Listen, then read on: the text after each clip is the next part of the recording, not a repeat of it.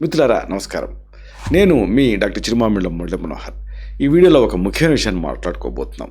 మలబద్ధకం, దీని నివారణ, దీనికి సంబంధించిన ముఖ్యాంశాలు, మీకై మీరు తయారు చేసుకోగలిగేటటువంటి ఇంటి ఔషధాలు, ఈ మొత్తం సమాచారాన్ని తెలుసుకుందాం. భారతదేశంలో ప్రస్తుత కాలంలో ప్రతి నలుగురిలో ఒకళ్ళు మలబద్ధకం అంటే కాన్స్టిపేషన్ సమస్యతో బాధపడుతున్నారు. ఇది కేవలం శారీరక అసౌకర్యం మాత్రమే కాదండి. జీర్ణక్రియ అనేది మందగించడం వల్ల శరీరంలో విషతుల్యాలు అంటే టాక్సిన్స్ పెరిగిపోవడానికి ఇది ప్రధాన కారణం అవుతుంటుంది.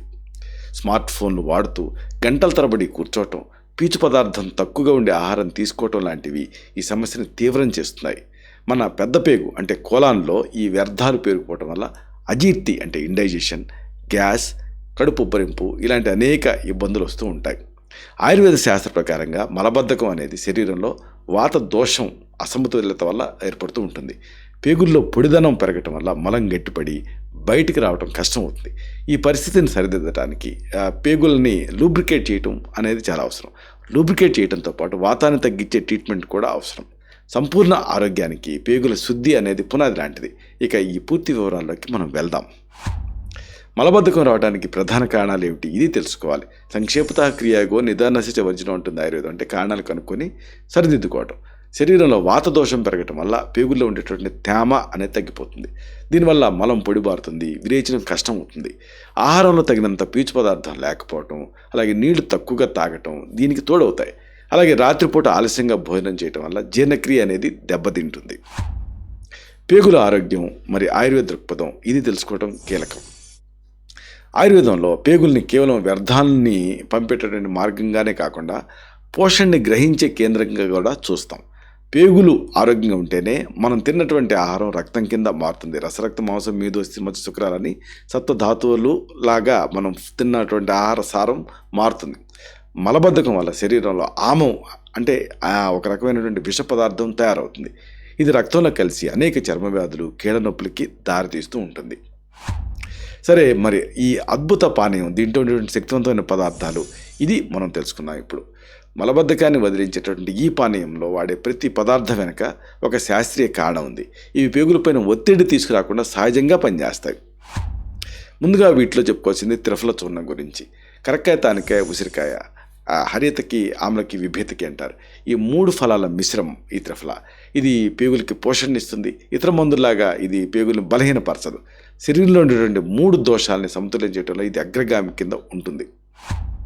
సోంపు గింజల గురించి తర్వాత మనం చెప్పుకోవాలి. సోంపు అనేది అరుగుదలని పెంచుతుంది. ఇది కడుపులో ఉండేటువంటి మంటను తగ్గించి జీర్ణక్రియని వేగవంతం చేస్తుంది. గ్యాస్ సమస్యలను నివారించడానికి ఇది కీలకమైన పాత్ర పోషిస్తుంది. తర్వాత చెప్పుకోవాల్సింది సైంధవ లవణం.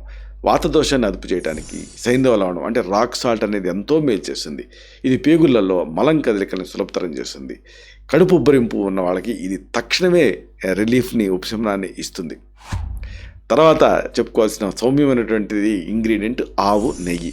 పేగులు పొడిబారినప్పుడు ఆవు నెయ్యి అనేది ఒక అద్భుతమైన లూబ్రికెంట్లా పనిచేస్తుంది. ఇది విషతుల్యాన్ని బయటకు పంపడానికి ఆ మార్గాన్ని సుగమం చేస్తుంది. నెయ్యి అనేది జీర్ణక్రియని మెరుగుపరచడమే కాకుండా శరీరానికి శక్తిని ఇస్తుంది. సరే, మరి వీటన్నిటిని ఉపయోగిస్తూ ఇంట్లో తయారు చేసుకోదగ్గ ఔషధాలు ఏమిటనేది కూడా మనం తెలుసుకోవాలి. మలబద్ధకం నివారణకి ఒకటి యాంటీ కాన్స్టిపేషన్ డ్రింక్. అంటే ఒక గ్లాసు గోరువెచ్చని నీళ్ళని తీసుకోవాలి. దీంట్లో 1 టేబుల్ స్పూన్ త్రిఫల చూర్ణం, 1 టీ స్పూన్ కచ్చాపచ్చాగా దంచినటువంటి సోంపు పొడి, 1/2 టీ స్పూన్ సైంధవ లవణం కలపాలి. చివరగా 1/2 టీ స్పూన్ దేశీ ఆవు నెయ్యి వేసి బాగా మనం కలుపుకోవాలి. దీని వాడకం ఏమిటి? ఈ పానీయాన్ని ప్రతిరోజు కూడా రాత్రి నిద్రపోయే ముందు తాగాలి. ఇది రాత్రంతా పేగుల పైన పనిచేస్తూ ఉదయాన్నే విరేచనం సాఫీగా అయ్యేలాగా చేస్తుంది. దీని మోతాదు ఏమిటి? తీవ్రమైన మలబద్ధకం ఉన్నప్పుడు నెయ్యి మోతాదుని అంటే పరిమాణాన్ని 1 స్పూన్ వరకు పెంచుకోవచ్చు. చిన్నపిల్లలకు 1/2 స్పూన్ త్రిఫల చూర్ణం సరిపోతుంది. దీంతోపాటు మీరు వాడుకోదగ్గ శాస్త్రీయ ఆయుర్వేద ఔషధాలు కూడా ఉన్నాయి. తీవ్రమైన దీర్ఘకాలపు మలబద్ధకం ఉన్నప్పుడు కొన్ని శాస్త్రీయ ఔషధాలను మీరు వాడుకోవచ్చు. ఉదాహరణకు త్రిఫల చూర్ణం రాత్రి నిద్రకు ముందు 3 నుంచి 5 గ్రాముల పొడిని గోరువెచ్చని నీళ్ళతో తీసుకోవాలి. ఇది పేగుని శుద్ధి చేస్తుంది. అలాగే గంధర్వ హస్తాది ఏరండ తైలం 5 నుంచి 10 మిల్లీలీటర్ల నూనెని, ఇదొక నూనె, రాత్రిపూట 1 కప్పు వేడి పాలతో తీసుకోవాలి. ఇది మొండి మలబద్ధకాన్ని నివారిస్తుంది. ఇలాంటిదే అభయారిష్టం 15 నుంచి 30 మిల్లీలీటర్ల ద్రవాన్ని సమాన పరిమాణంలో ఉన్న నీటితోటి కలిపి భోజనం తర్వాత తీసుకోవాలి. ఇది జీర్ణశక్తిని పెంచుతుంది. ఇలాంటిదే అవిపత్తికర చూర్ణం 3 నుంచి 6 గ్రాముల పొడిని పరిగడుపున లేదా రాత్రిపూట తీసుకోవాలి. ఇది అసిడిటీతో కూడినటువంటి మలబద్ధకానికి మేలు చేస్తుంది. ముగింపుగా ఒక ముఖ్యమైన విషయాన్ని మీకు విన్నవించాలి. మలబద్ధకం అనేది కేవలం ఒక చిన్న ఆరోగ్య సమస్య మాత్రమే కాదు.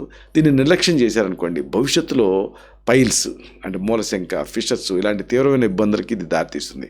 కాబట్టి ఆహారపు అలవాట్లో మార్పులు చేసుకోవడం చాలా అవసరం. మనం తీసుకునే సహజ సిద్ధమైన ఆయుర్వేద పానీయాలు ఆ పేగుల గోడల్ని దెబ్బతీయకుండా ఆరోగ్యాన్ని కాపాడతాయి. రసాయనాలతో కూడినటువంటి మందుల కంటే ఇంటి చిట్కాలే దీర్ఘకాలపు ప్రయోజనాన్ని అందిస్తాయి. ఆరోగ్యవంతమైన జీవన శైలి అనేది ప్రతి మనిషికి ఒక వరం లాంటిది. మలబద్ధకాన్ని దూరం చేద్దాం, సంపూర్ణ ఆరోగ్యాన్ని మనం పొందుదాం. శతం జీవ శరదో వర్ధమానః, శతం హేమంతాన్ శత వసంతాన్. 100 శరతులు, 100 హేమంతాలు, 100 వసంతాలు వర్ధిల్లుతూ జీవించండి. Stay healthy, stay happy, be positive, keep smiling. Love you all. శుభం.